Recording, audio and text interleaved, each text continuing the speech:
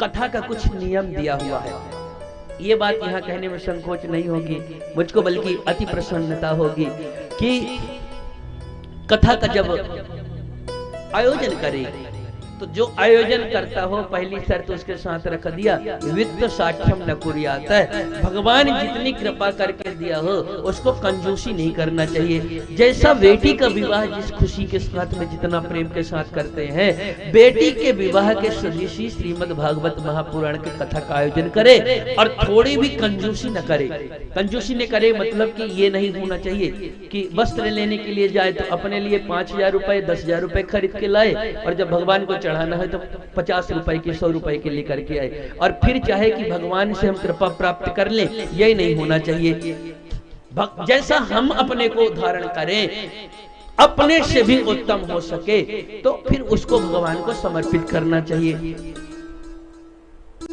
एक बात और कि जब भी आयोजन करें तो आयोजन में अगर कथा सुनना हो तो किसी को बुला लो। कथा में कोई भेद नहीं करना चाहिए, कथा भगवान के कोई सुनाए।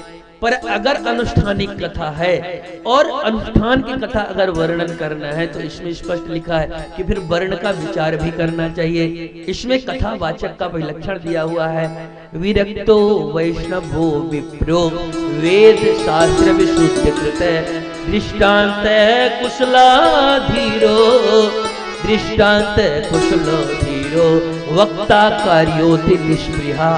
विरक्त हो, विरक्त हो तो आप कहोगे महाराज सन्यासी को ढूंढ करके लेकर आए।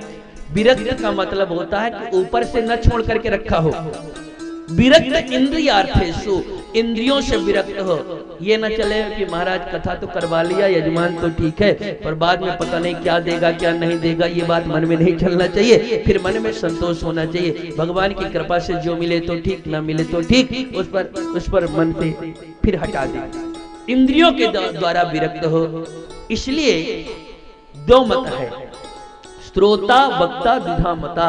श्रोता दो प्रकार के होते हैं और वक्ता भी कथावाचक भी दो प्रकार के होते हैं। एक है धनार्थी श्रोता और दूसरा है ब्रह्मार्थी श्रोता। अब यथा श्रोता तथा वक्ता, जैसा श्रोता मिलता है वैसे वक्ता मिलते हैं, उसमें तो आनंद आ जाता है साहब। और कभी कभी विपरीत हो जाता है। कुछ लोग कार्यक्रम करवा लिए, बड़े बड़े सेठ साहूकारों ने कथा करवा लिया, अब हमेशा वही मंत्र चाहते हैं कि लक्ष्मी जी पूरे दुनिया की इकट्ठा होकर के छप्पर फाड़ करके उनके यहाँ ही बरस जाएं ताकि दुनिया के सबसे बड़े समृद्धशाली व्यक्ति वही हो जाएं। अब वो महाराज जी बार बार कथा सुनाते हैं तो बार बार कहते हैं भैया ये सब मोह माया है, छोड़ो, सब भगवान के चरणों में रख दो।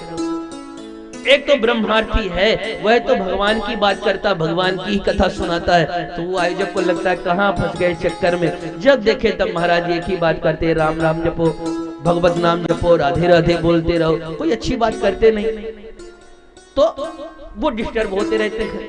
अच्छा वो मन से कथा नहीं सुनता तो फिर वो जो ब्रह्मार्थी वक्ता होते हैं वो ही सोचते कैसे नास्तिक को कथा सुनाना पड़ रहा है, ये दिखावा के अलावा कुछ कर ही नहीं रहा है। और दूसरे जो है ना, दूसरे हैं ब्रह्मार्थी श्रोता। जब ब्रह्मार्थी श्रोता जो भगवत भक्त श्रोता है, जब उसको उत्तम वक्ता मिलता है तस्मात् सूक्ष्म विवर्धते, फिर वह आनंद की अभिवृद्धि होने लगती है। वो जो ब्रह्मार्थी श्रोता है उसको धनार्थी वक्ता मिल जाता है। धनार्थी वक्ता का मतलब ये है मार्केटिंग करने वाले वक्ता मिल जाते हैं जो हमेशा चलाते रहते हैं सिस्टम को, तो बार बार वो यही सुनाते रहते हैं कि क्या क्या दान करना चाहिए। इसमें दान की बड़ी लिस्ट है, ऐसा नहीं है, सोने की चौकी है और पता नहीं क्या क्या। भागवत महापुराण का तो देने का अनंत दान है, सैया दान है, दान की एक बड़ी लिस्ट है सुनाने लगे तो। पर वो ढूंढ ढूंढ करके लेकर के आते हैं, वही सुनाना है ताकि यजमान की जो गठरी बधी हुई जितनी ढीली हो सके उतनी अच्छा है। वो ब्रह्मार्थी श्रोता है, वो सोचता है जो देना है वो तो दे ही देंगे। ये महाराज जी उससे आगे निकल करके केवल देने लेने में क्यों फंसे हुए हैं।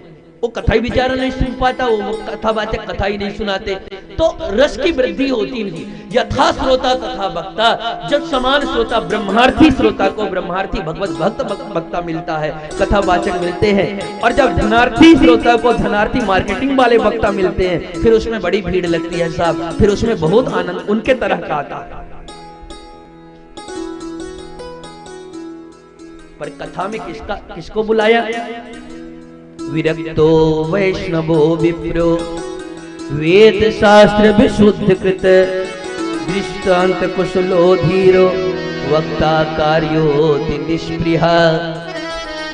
हाँ, एक चीज का बड़ा महत्व है, भोजन प्रसाद पवाने का बड़ा महत्व है। भोजनम तुम वरम मन्ये, भोजन बहुत है। मैं अपने ये मैं नहीं कहता हूँ, कथा श्रोताओं के लिए मुख्य तरफ बाबूजी माँ जी जो परीक्षित बनते हैं या परिवार के जो भी लोग हैं, उत्तम तो यह है कि अगर व्रत कर सकते हैं तो व्रत करें, व्रत नहीं कर सकते हैं तो फलाहार करके रहे। अब एक समस्या तो रहेगी ना, प्रसाद पाने में साहब, प्रसाद सामने आ जाता तो कंट्रोल तो होता नहीं, यहाँ तक गले तक भरा हुआ है। अब फिर जब इतना गले तक भरा हुआ लौट के जब आ जाएंगे तो फिर तो नींद ही आएगी, भगवान की कथा थोड़ी सुन पाएंगे। तो चाहिए यह है कि फलाहार करके रहे, और फलाहार दूध पी के रहे, निराहार रहे। अगर दूध पीने पर, निराहार फलाहार रहने पर भी अगर अपना नहीं चल पा रहा है तो एक बार प्रसाद पा ले, एक बार में नहीं चल पा रहा है तो 2-3 बार पा ले। जितने बार प्रसाद पाना, भोजन पाना है उतना भोजन पा ले, परंतु कथा में व्यवधान हो, ऐसा कुछ भी ना पाए। अब अपने शरीर के अनुसार, अपने जीवन के अनुसार जो अनुकूलता हो। भोजनम तु वरम मन्ये कथा श्रवण कार्यक्रम नोपवासो वरह प्रोक्ता कथा विघ्न करो यदि। अगर आपका उपवास कथा में विघ्न डालने वाला है तो आपको व्रत रहने की कोई जरूरत नहीं है, यह शास्त्र सम्मत है। इतनी बात जरूर कहते हैं, मेरी आग्रह है कि ऐसे तो आप सब लोग खाते ही रहते हैं, बहुत से कारण बहुत से लोगों ने लहसुन प्याज को लेकर के दिया हुआ है, तो हम सबको मना नहीं कर सकते कि मना हो जाए, पर इतना जरूर कहते हैं कि तामसी होता है तो जब तक कथा श्रवण कर रहे हैं, परिवार वाले समाज वालों को तो नहीं कहते, पर घर में कम से कम इतना जरूर हो जाए कि 7 दिनों तक जब तक भगवान की मंगल में कथा चलती है, और हम लोग जीवन भर से नहीं खा रहे हैं तो कहाँ मर गए, कहाँ दुबले पतले हो गए, तो आप लोग भी अगर 2-4 दिन नहीं खाएंगे तो कुछ नहीं जाने आने वाला है। तो कम से कम 1 सप्ताह लहसुन प्याज वर्जित ही रहे, तामसी आहार वर्जित रहे, यह भी एक तरह की साधना ही मानी जाएगी। इतना जरूर कर लेना चाहिए। तो बस इतना कहना चाहते, सात्विक भोजन होना चाहिए। जय